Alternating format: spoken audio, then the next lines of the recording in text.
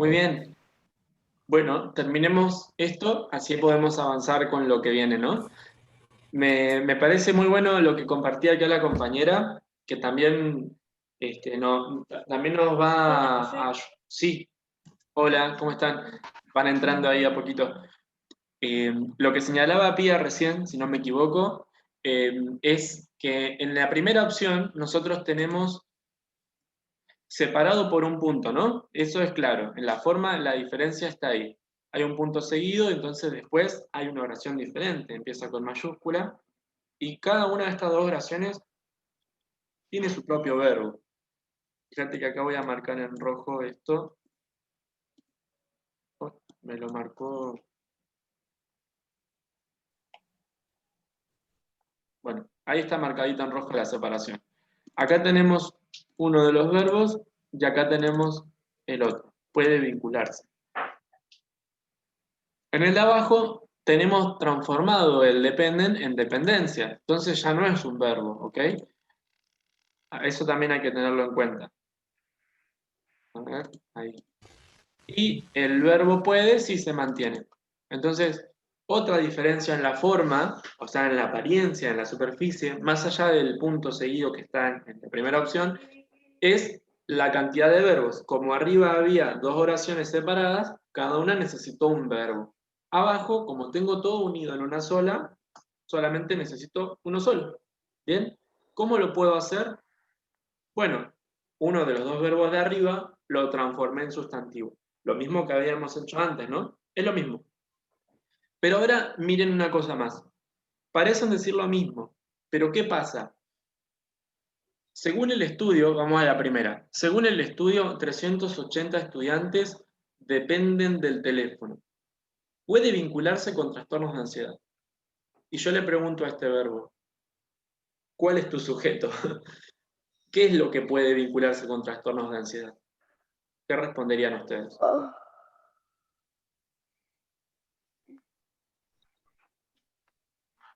mm,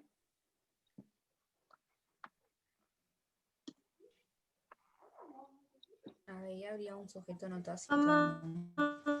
¿Cómo, Sí, profe, que no lo entendí? la pregunta es, si yo le digo al verbo puede, ¿qué es lo que puede vincularse con trastornos de ansiedad? Es verdad, hay un sujeto tácito, pero si yo vuelvo más atrás, ¿dónde lo encuentro a ese sujeto que está pronunciado? ¿Cuál sería? El resultado del estudio, la dependencia, sí, está bien. No, no dije nada. No, bien, bien, me encantó. Porque podría El ser el estudio. estudio, podría ser la dependencia, podría ser el teléfono y podrían ser los 380 estudiantes. ¿Ven? Entonces, esta oración está diciendo lo mismo que la de abajo, pero de una forma imprecisa. ¿Qué quiere decir esto? Que no nos está especificando qué es lo que puede vincularse con los trastornos de ansiedad. Entonces uno tiene que entenderlo por su cuenta, tiene que inferirlo. Sí, es verdad. Si uno infiere bien en el contexto, en el conjunto del texto, uno va a entender que es la dependencia del teléfono, lo que puede vincularse.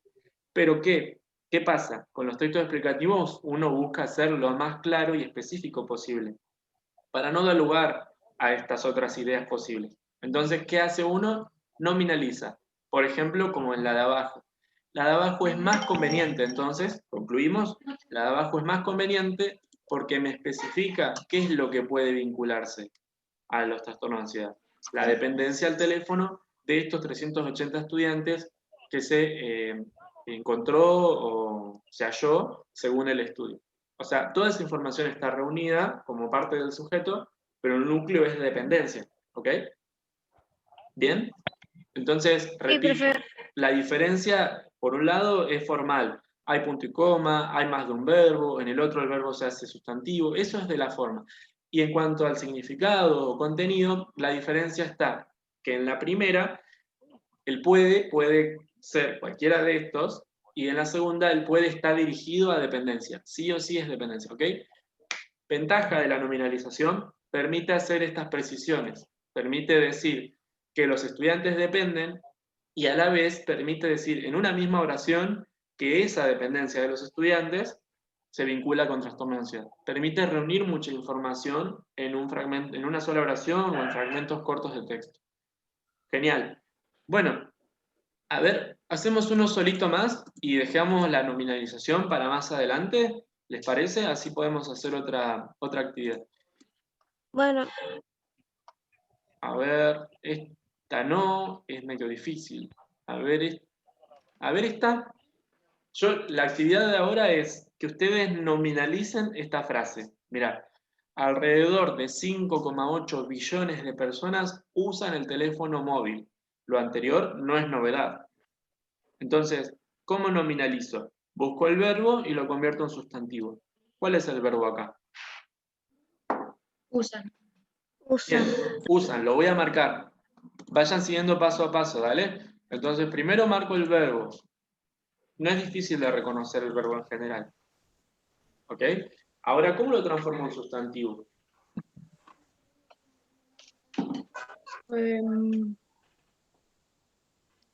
Uso. Uso. Listo. Ahora ya lo tengo como sustantivo. Una vez que hice ese segundo paso, vamos a hacer el tercero. El tercero es reconstruyo toda la idea de arriba, pero reemplazando el verbo por el sustantivo. ¿Cómo hago? A ver.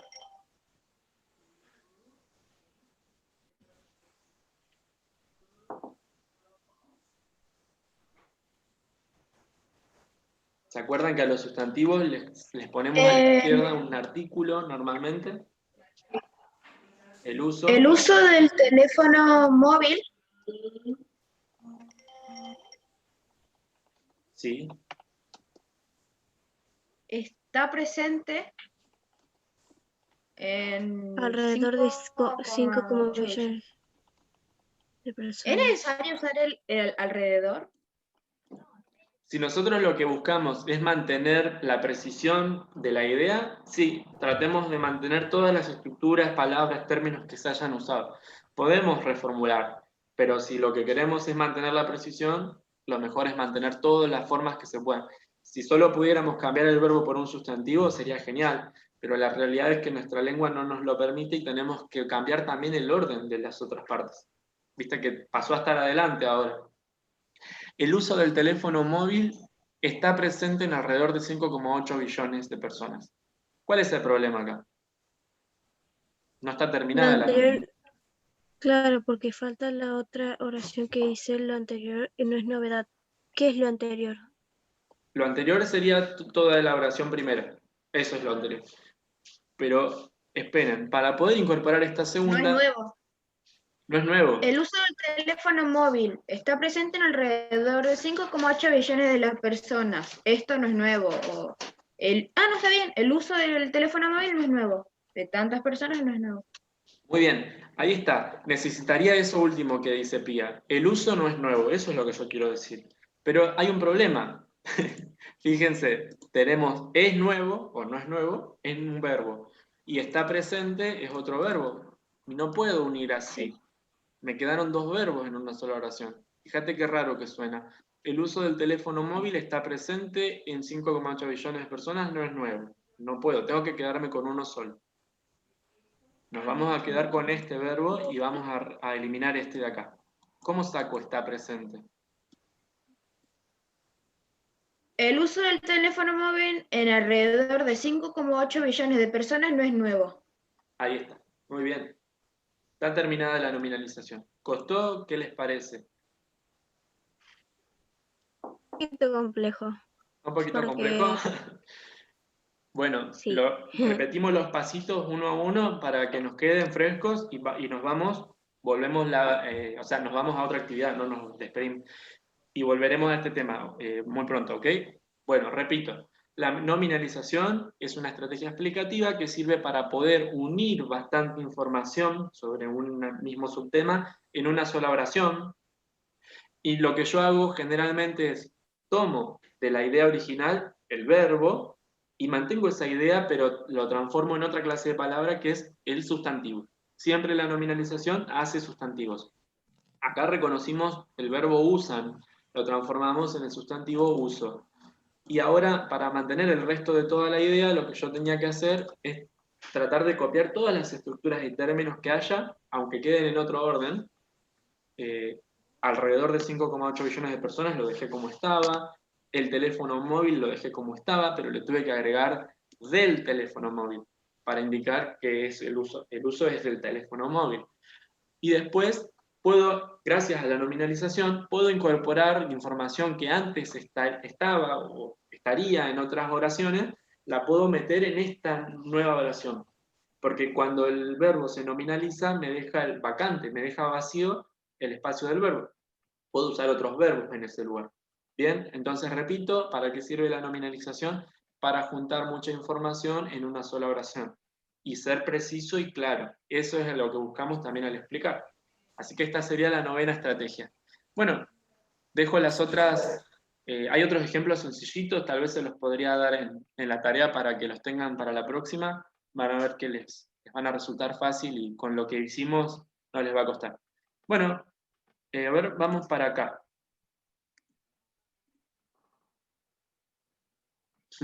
Sí, es más o menos fácil, un poquito complicado, me dicen por el chat. Es cierto porque hay que estar atento nomás. Y por ahí uno no está acostumbrado a hacer estas cosas y requiere repasar un poquito los temas anteriores. Vieron que nos costó por ahí recordar cómo se reconoce un adjetivo o un sustantivo. Pero nada, hay que tenerlo presente nomás, fresco. A ver, espérenme un momento que se me trabó el Word, así que me está haciendo esperar.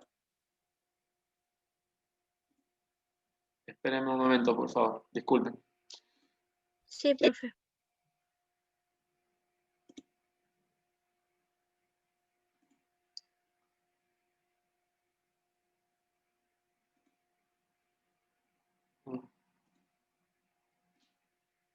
Ahí lo estoy cerrando y continuamos. Bueno, la tarea que vamos a hacer ahora, nos queda media hora de clase y lo que vamos a hacer es un análisis de un texto lúdico. ¿Qué quiere decir lúdico? ¿Saben lo que significa esa palabra? No. ¿Alguien alguna vez la escuchó o la leyó? ¿Lúdico? No. Me suena haberlo escuchado, pero no te puedo decir el significado. No me acuerdo. ¿Alguien que sí? ¿Que más o menos la relacione con algo ahora? ¿No? Me sale ludo, pero no sé si te da. Con algo tipo un juego o algo así. Sí. Claro, Bien. ludopatía. A mí me suena como el ludo también, pero no sé si tiene que ver. ¿Conocen el ludo, Lúdico. el juego de mesa? Sí. Sí. Sí. Ludus es la palabra en latín para decir juego, y hay un juego de mesa que se llama así, ludo, y por otro lado también existe esto que ustedes dicen, la ludopatía, y cuando se dice lúdico estamos diciendo que tiene que ver con el juego, con el jugar, con el divertirse, con el pasarla bien, ¿está bien? Es eso mismo que ustedes dicen, así que muy bien las relaciones que hacen. Entonces lúdico quiere decir relativo al juego. Ahora, ¿por qué yo les digo que vamos a mirar un texto lúdico? Bien, ahí se los muestro porque ya se restauró el programa. Y espérenme que... me abro acá, la otra. Me faltaba abrir el otro documento. Bien, acá. Nosotros hicimos hoy inciso B, que lo corregimos, inciso C recién, y ahora viene esto. Miren, les voy a leer punto 4.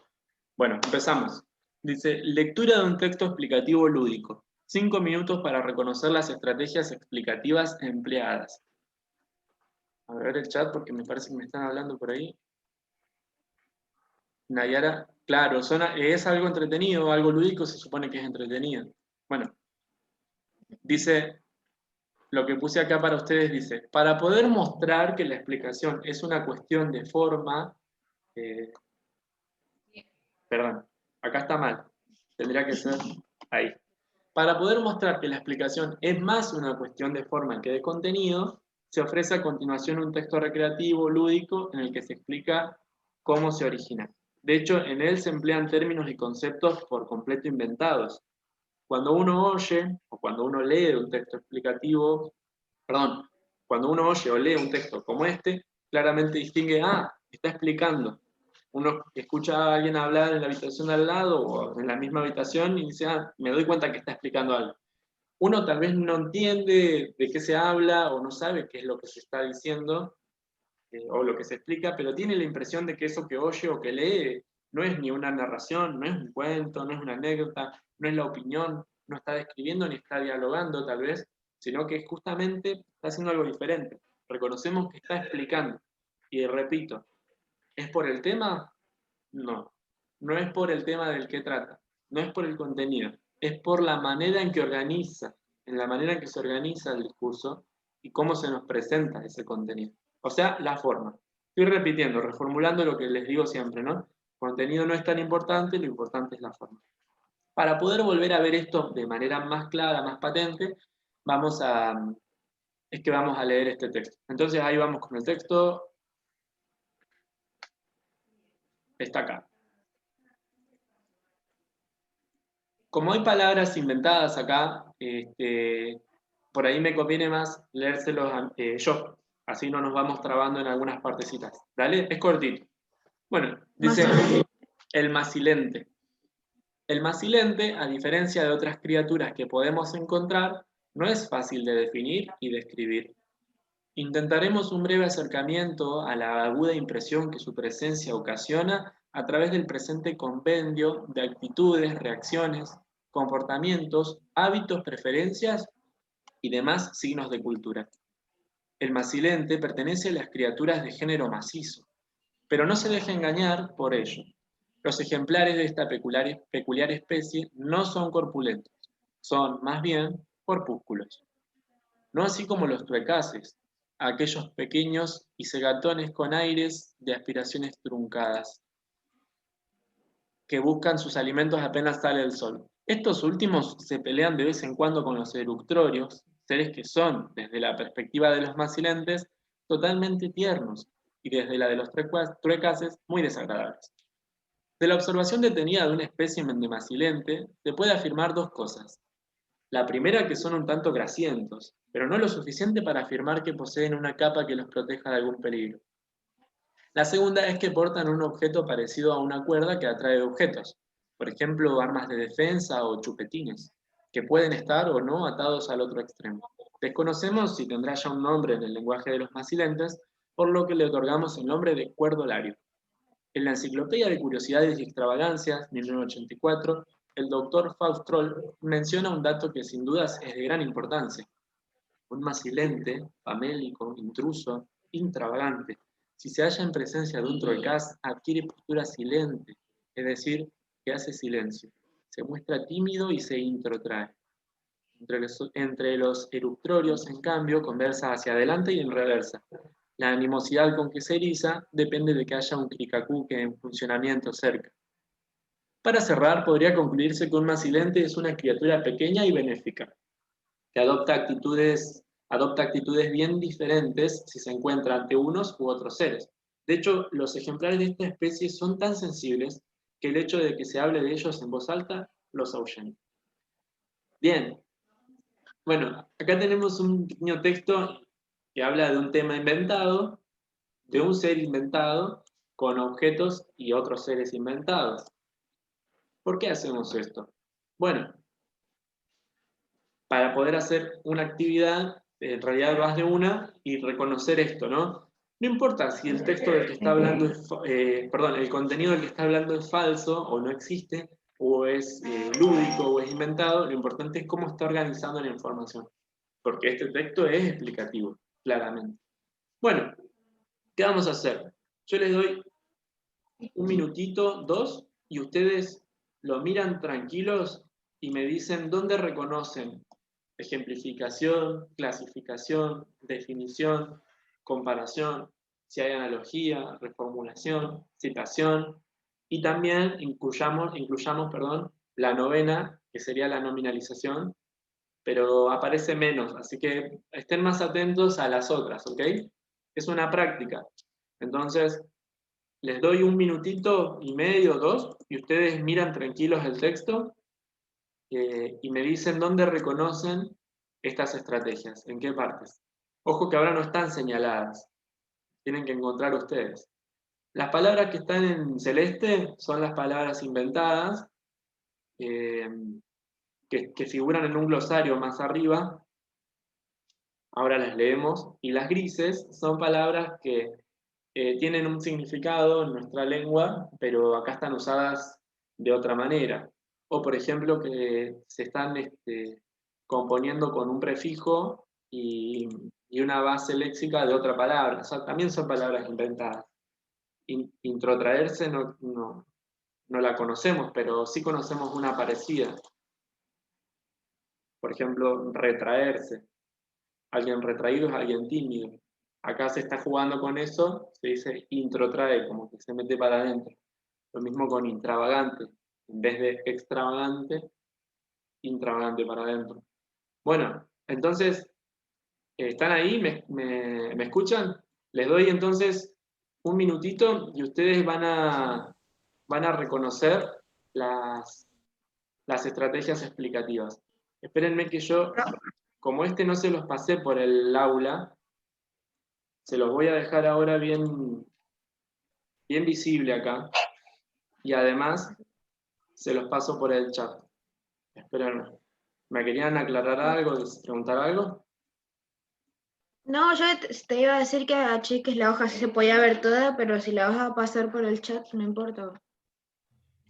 Profe, Sí. entonces nosotros lo que tenemos que hacer es lo que hicimos anteriormente con los crochetes. Exactamente, muy bien, gracias. Hay que hacer lo mismo que hace un rato con los corchetes, solo que ahora no está marcado los colores. Ahí está la totalidad del texto, está en la pantalla. ¿No? Sí. Y ahí la pongo en el chat. Uy, esperen.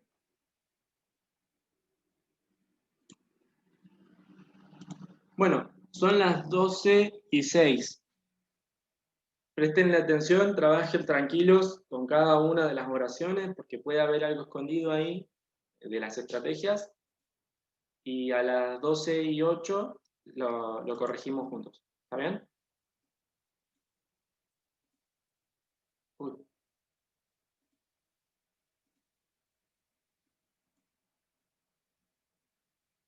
no me aparece el chat. Acá.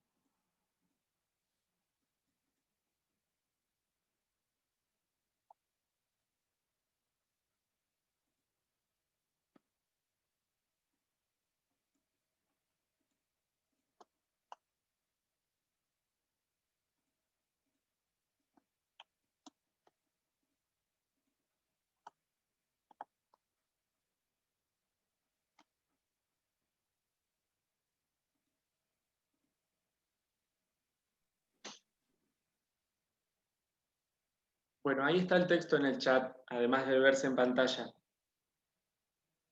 Nos quedan un minutito y lo corregimos. Si quieren, damos un tempito más, pero si están perdidos o les parece que no pueden marcar nada, avísenme. Avísenme y los ayudo. Profe, ¿podemos dejar hasta las y 10? O sea, tiempo hasta las y 10. Sí, tenés razón, calculé mal. Vamos a hacer hasta 10 porque veo que están concentrados y necesitan más tiempo.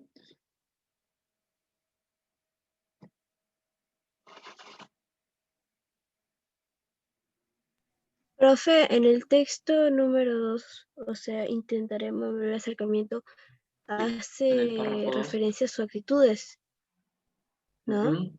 Hace, Sí, o sea que, sí, sí.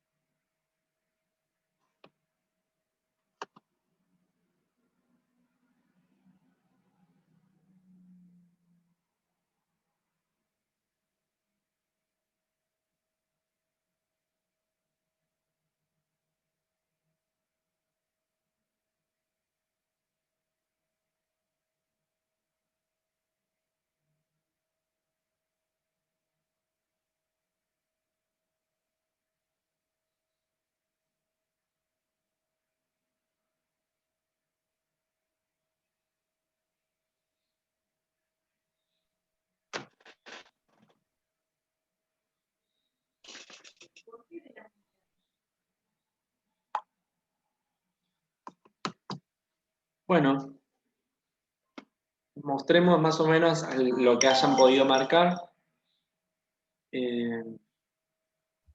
Yo llegué al texto 3 nada más. Al párrafo Me 3. compliqué en el 4. Ok. Bueno, a ver, vayamos uno por uno. Espérenme que tengo que contestar a la aviso. Ahí. Bueno, entonces vamos con el primero. ¿Reconocieron algo en el primer párrafo? Comparación. Comparación. Muy bien, hay comparación. Está marcado porque dice, a diferencia de. Listo. El que no lo pudo hacer, lo escribe ahora. Puede anotarlo en el cuaderno. Cuando yo envíe este archivo, lo completan. ¿Ok? Seguimos. Intentaremos en el segundo párrafo. ¿Qué hay ahí? ¿Hay algo? Yo no encontré nada. Yo pensé en clasificación, pero no estoy muy segura. Ajá. Yo encontré analogía y también ejemplificación. Bueno, analogía ¿en qué sentido?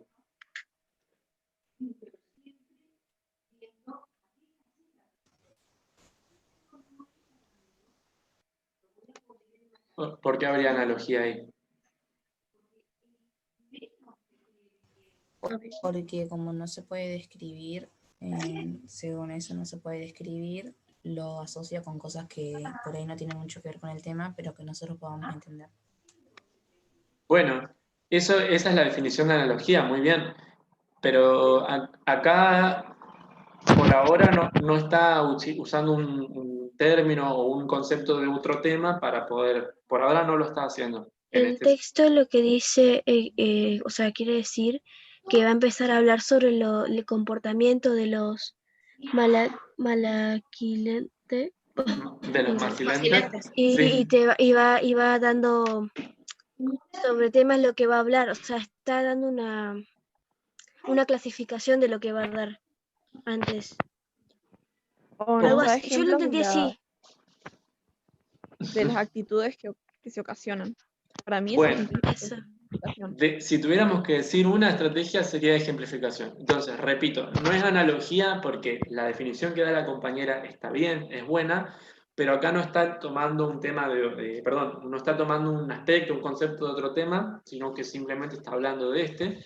Y tampoco es clasificación, porque la clasificación, recordemos la definición que tiene, es incluir o decir que hay elementos que pertenecen a un conjunto porque tienen tales características. Y acá no se está diciendo que hay grupos y que estos pertenecen a uno. Eso no se está diciendo acá. Entonces, clasificación no es. Ejemplificación, sí. Entonces ponemos ejemplificación. ¿Te acordás que la ejemplificación tiene dos partes? Una general y una específica. ¿Cuál es la general acá?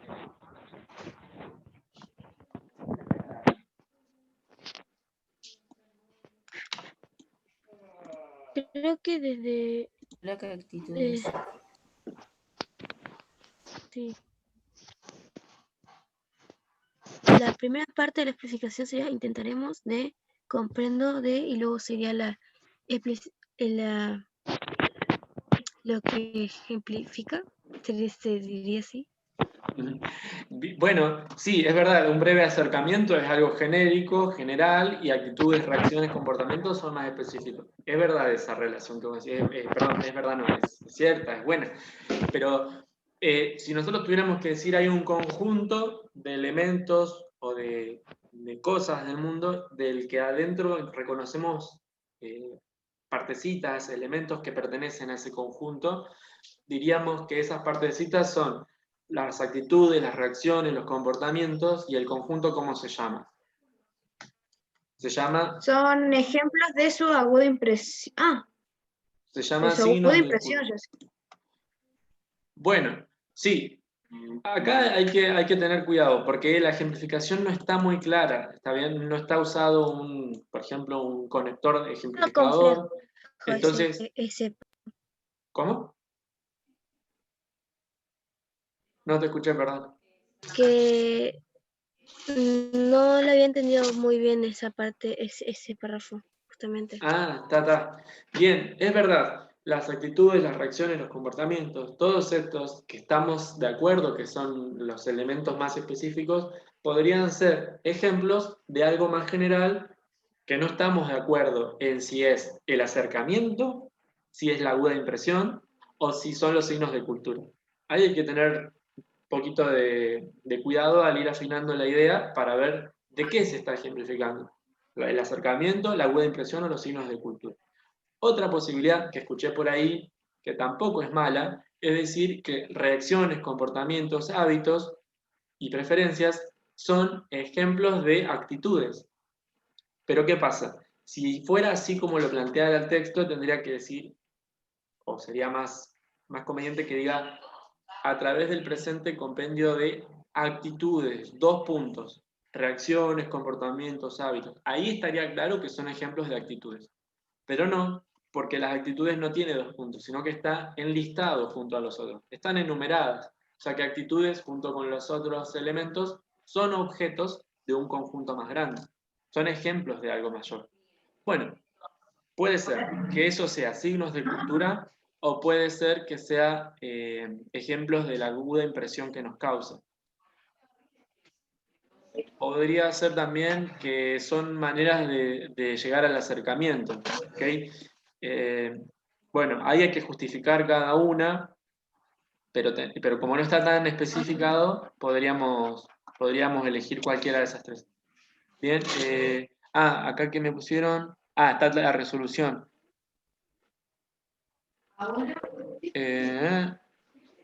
Bien, seguimos. Dice, el macilente pertenece a las criaturas de género macizo. Ahí que tenemos. Clasificación. Clasificación.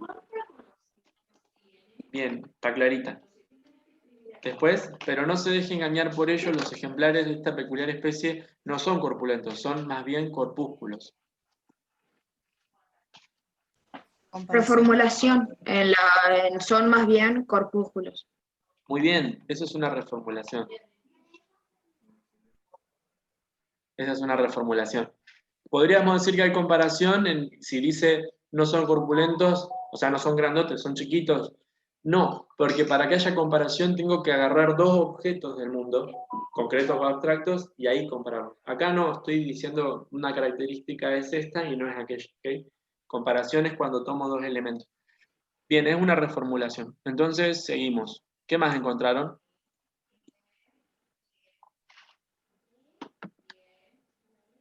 ¿En ese mismo párrafo o ya seguimos? Sigamos.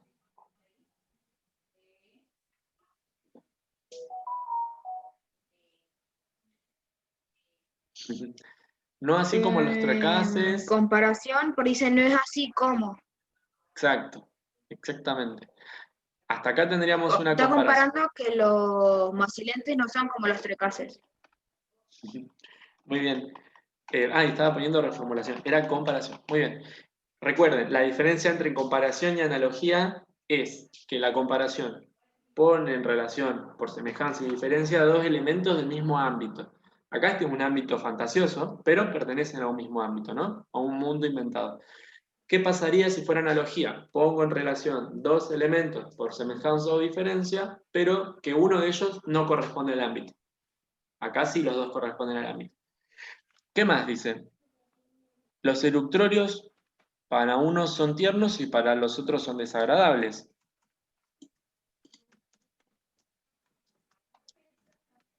Acá podríamos decir, sí, según lo que yo dije recién, no sería una comparación porque tendría que comparar dos elementos. En todo caso, lo que estoy comparando acá es la visión que tienen uno y que tienen otros. Bueno, si alguno lo marcó, está bien. ¿Ok? ¿Alguien había marcado acá una comparación? Podríamos reconocer ahí una comparación. Sí. Puse también como definición. Sí, yo también puse comparación y definición. Ajá. Bueno, Porque una cosa. está definiendo que son o tiernos o desagradables. Es cierto, es verdad eso. Sí, sí. Además, fíjense cómo está bien presente el verbo ser. Seres que son tiernos o son desagradables. Y el verbo ser es el típico definidor. Pero, ¿qué está pasando? Nos está diciendo que desde la perspectiva de unos son así, desde las perspectivas de otros son asá. Y la definición explicativa generalmente busca objetividad, o sea, decir que algo es así para todos. Esto no lo habíamos dicho, pero lo estamos diciendo ahora. ¿Está bien? Si estoy diciendo que un objeto o que algo o alguien es de determinada manera según la perspectiva de alguien, es difícil que eso se considere una definición, por lo menos de manera general. ¿Está bien? Porque además fíjate cómo son definiciones valorativas que tienen que ver con las emociones y las definiciones suelen buscar la objetividad científica. Acá se está diciendo que los perciben como tiernos y otros que los perciben desagradables. No serían definiciones explicativas, serían definiciones coloquiales, pero no las consideremos, ¿está bien? No son definiciones porque no son objetivas, son subjetivas. Pero también nos podríamos decir Sí. que son pequeños cegatones con aire de aspiraciones truncadas que buscan alimento apenas sale el sol. No, también sería una definición, ¿o no? Sí, bien, eso Está sí. definiendo cómo se comportan o cómo son. Esa sí es una definición, muy bien. Y fíjate que ahí no usó el verbo ser, solamente con la coma, los tracases, coma, aquellos pequeños y gatones con aire de aspiraciones truncadas. Esa sí es una definición y sin el verbo ser. Muy bien, y está dentro de lo que es una comparación, porque decían no así como los tracases. Bueno, chicos, nos queda menos de un minuto, así que mejor los despido.